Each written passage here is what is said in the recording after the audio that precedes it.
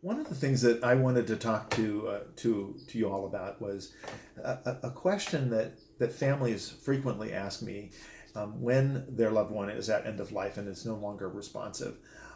They may be responsive, but it's very minimally responsive. And so one of the things that they've always heard, and they'll remark to me, is that hearing is the last sense to go. And so people will say, well, I will say to families, you can continue to have conversation with your loved one, but and encourage. and really encourage that. And in the hospital that I work in, we typically place people in private rooms, and so that families can close the door and have a conversation and not be interrupted, and have it be private and confidential. But one of the things that I frequently will tell families that helps me to relay to them that I do think that the patient's hearing is that when we're waiting for someone to arrive from out of town, they're either flying in, coming in at 5 o'clock in LAX or something like that, or they're going to be driving from a distance and they're on their way.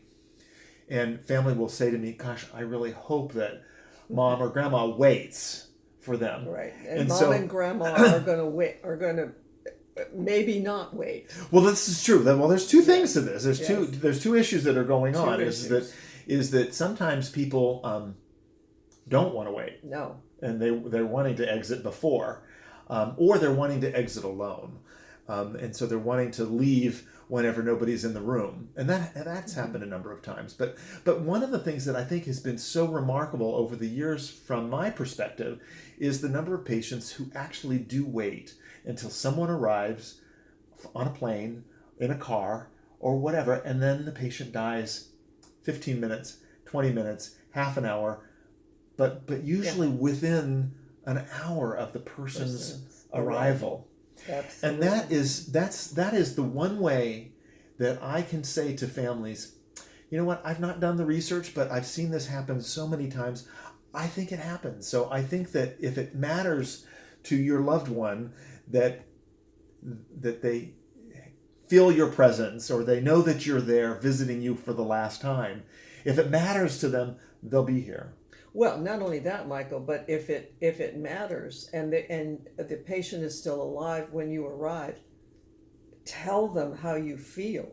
Right. Don't hold back. You're about to do closure, and it's going to be the last time. Yeah. So you say, cry, scream, get mad at them if you're angry. Be honest enough at that moment to make it okay, for not only for them but for you, because the worst thing that can happen is that the person that's left is damaged. Yeah. So you say what you need to say. If you want to cry and scream and yell, that's what you do. Yeah. My experience is that people, do want to have some private time, and so I encourage that. One of the things that I do really want to, impress upon you is that there's nothing that we in the healthcare system can do to stop the process. Right. Because at this point in time, you're usually getting some medicines for pain, some for anxiety. There may be just a couple medicines that are being given, and neither one of them are going to extend your life. It's really just keeping you comfortable. And so I always say that, that's the person with the strong heart who's going to linger along, but it's not anything that we're doing that's hastening the process or stopping the process from occurring. It's just, it is what it is.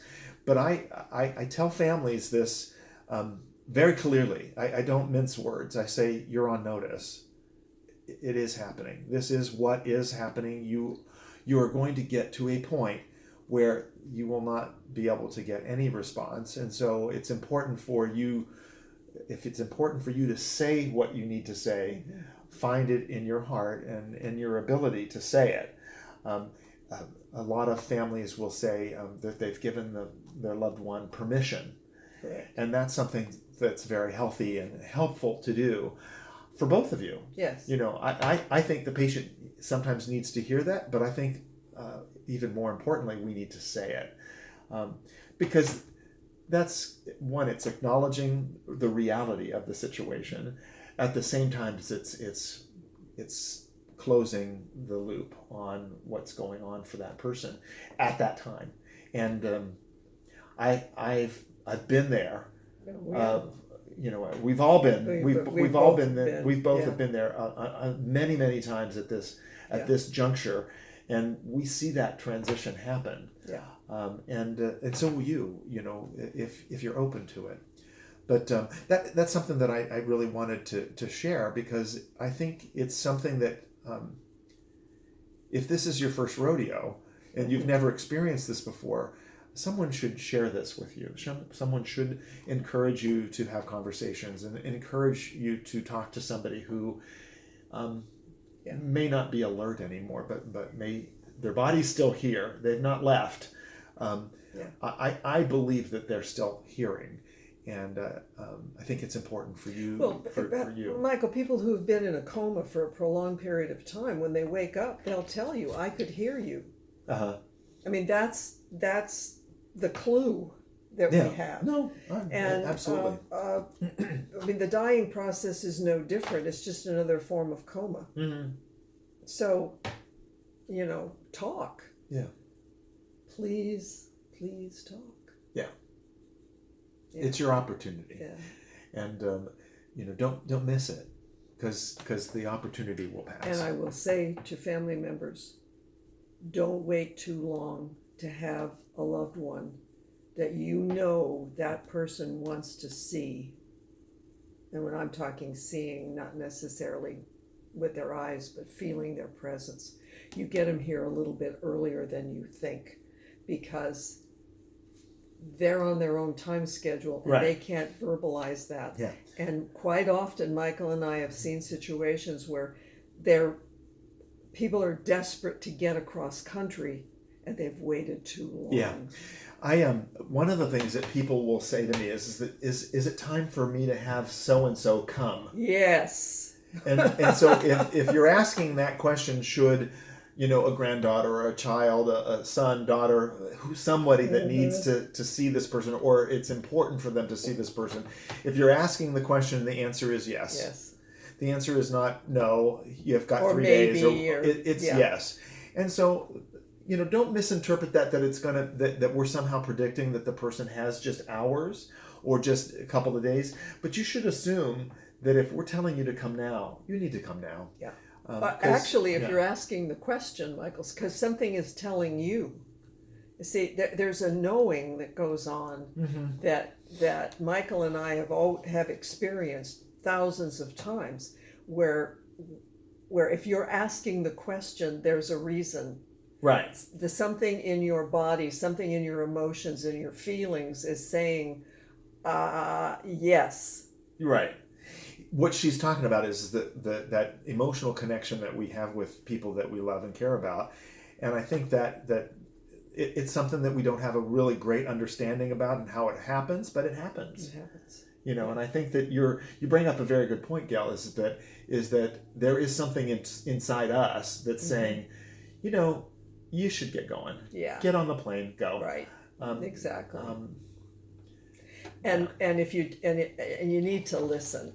When you've got a member of your family that's obviously in crisis, you need to listen to that, because that inner thing, I'd call it whatever you want, is giving you a little signal, and just act on it. I mean, what is a couple of hours out of your day, or it's a plane ride, or whatever it has to be, and you'll never ever regret it. No.